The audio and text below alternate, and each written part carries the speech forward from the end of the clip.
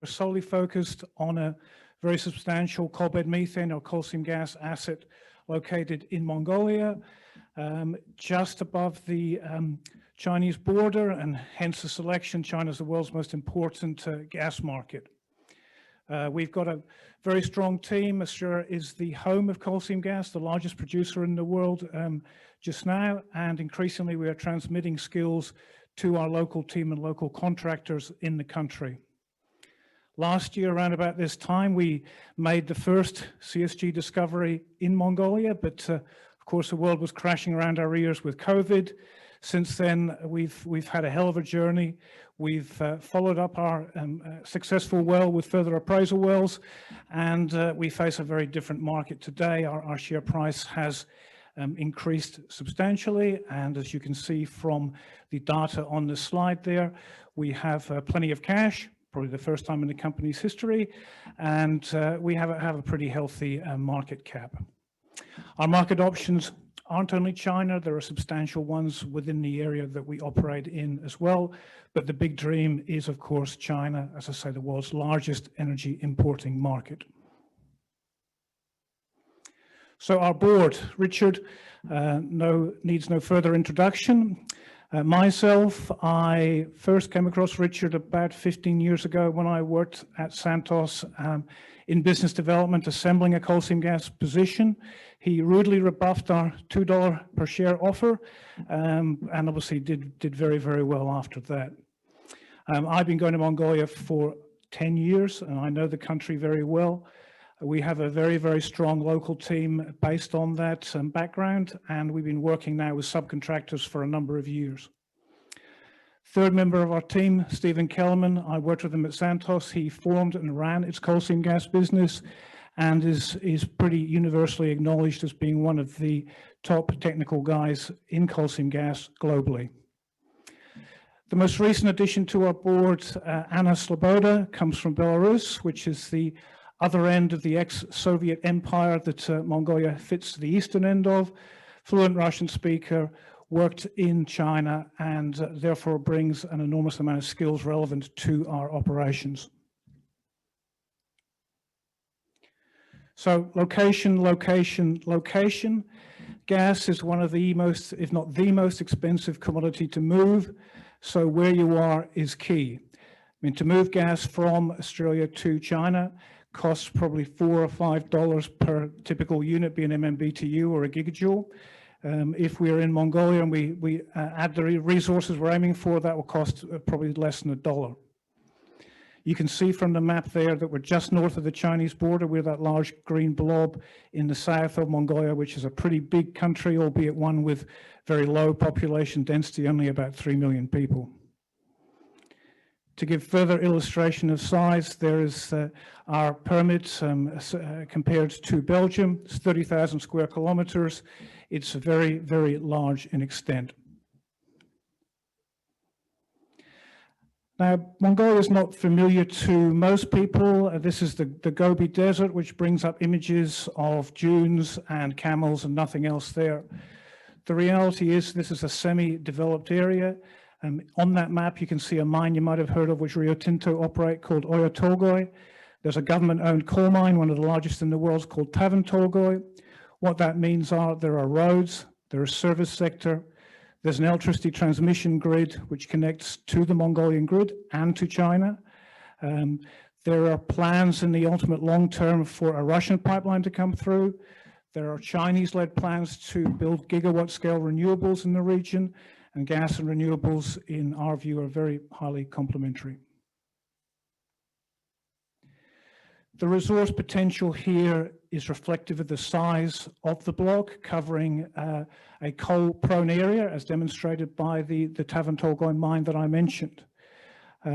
Based on data which BHP acquired in the 90s, when it had a significant position in Mongolia, which it acquired for nothing, when it acquired Magma Copper and gave away for nothing, and which is now probably worth 4 or 5 billion. We identified multiple sub-basins there. We've only started exploring in a handful of them. Add all those up, and it's a very significant resource size. Last year, we updated the prospective, i.e. the undiscovered resources, and came up with a figure of nearly 15 trillion cubic feet. which, just to put into context, is about more than twice the gas ever produced in the Cooper Basin in the last 50 years.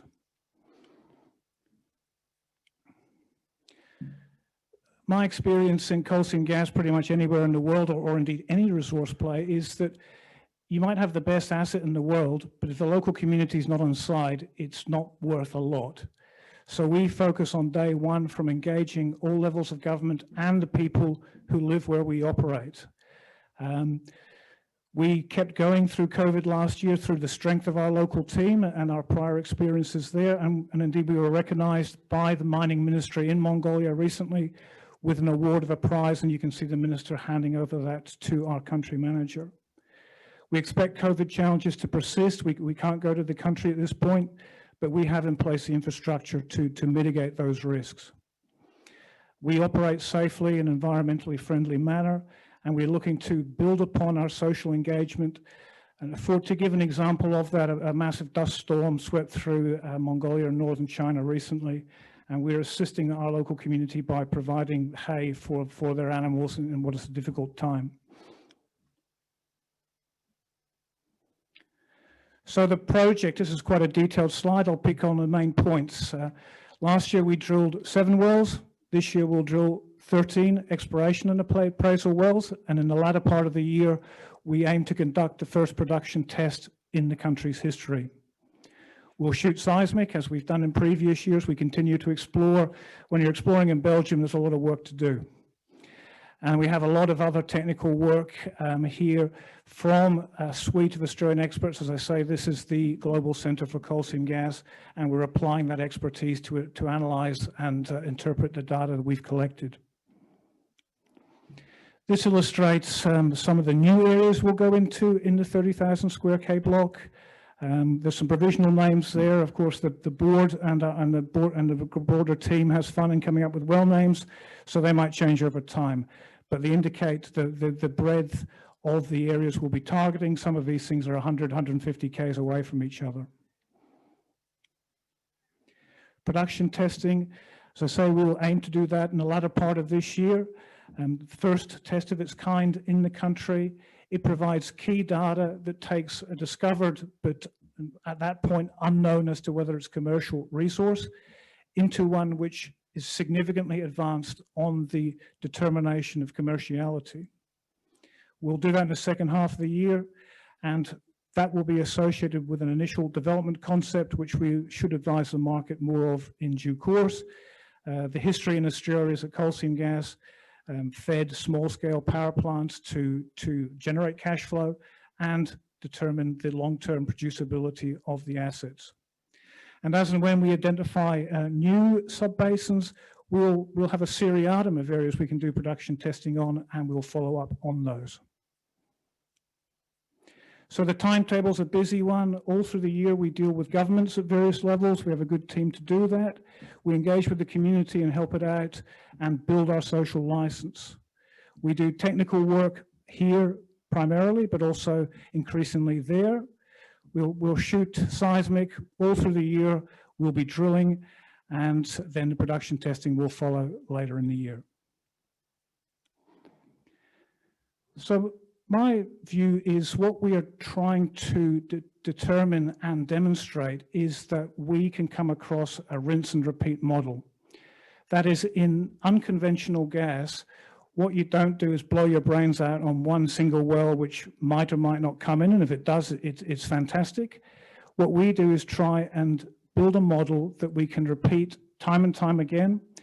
Not every area will work, as Mother Nature doesn't necessarily always support you, but if we show that persistently we can explore, appraise, determine commerciality, we'll build resources up block by block. And it's that demonstration of repeatability through the rinse and repeat process, which will be the primary demonstration of value, not only to you as investors, but to our industry, which keeps its eye on these things more than arm waving from the likes of me. We can see from this table here that every year we've effectively doubled the amount of work that we've done. 2021 more than twice 2020, and as we go forward, we'll continue to increase that, supported not only by our own efforts, but by the increasing capability built in the country. So the markets, as I say, China is a primary focus, but to some international themes here, Shell publish what they call the LNG Outlook annually, and their 2021 came out recently, and it made some key points. Gas has a multi-decade role to play in a decarbonizing world. Net zero emissions effectively need gas. I think earlier today, and I'm sure later today, we'll hear more about hydrogen. Certainly my view is that in the longer term, location means everything for hydrogen. It is not really an energy source, it's an energy vector. It's very expensive to move one. As an Australian citizen, I am skeptical and disappointed that I don't think we'll build a hydrogen export industry.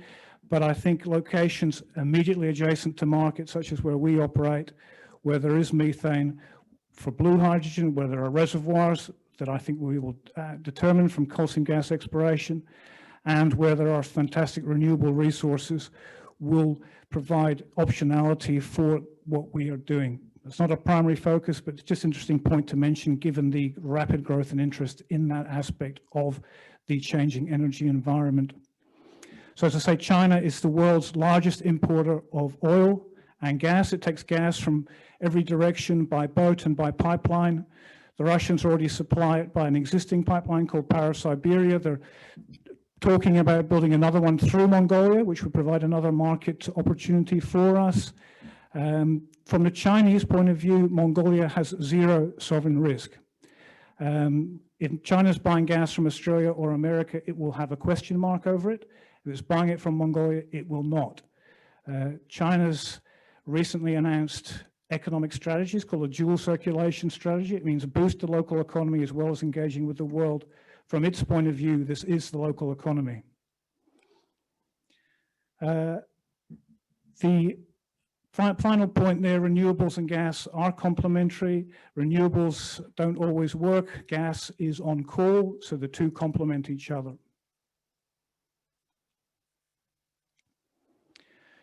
In addition to China, the transmission grid running through the license area provides opportunity to develop gas-fired generation and monetize a lot of gas to use within the license area for the minerals processing required. The Rio Tinto mine there ultimately needs 300 megawatts of power, which is a lot. Other growing minerals processing demands also exist in the region.